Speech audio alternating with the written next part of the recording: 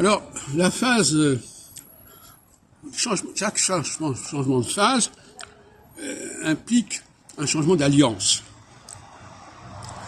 C'est-à-dire, on fait une alliance qui n'était pas prévue, ou bien on se sépare d'une alliance qui n'était pas prévue.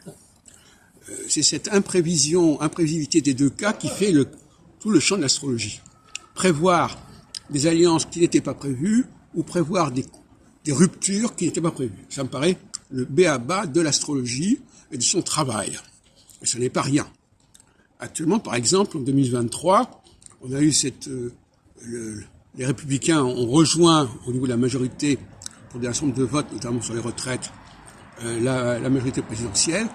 Et donc ça, c'est une alliance qui n'était pas prévue, qui était prévisible et qui se produit exactement au moment de du passage de Saturne sur l'axe Poisson-Vierge. Mais il peut y avoir des alliances, des ruptures d'alliances qui sont également imprévues, comme par exemple ce qui s'est passé en 1941 lorsque le pacte germano-soviétique a été rompu par les nazis, par Hitler. Eh bien, c'est exactement la situation inverse.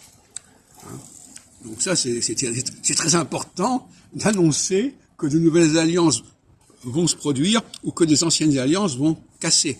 Ça me paraît essentiel au niveau géopolitique.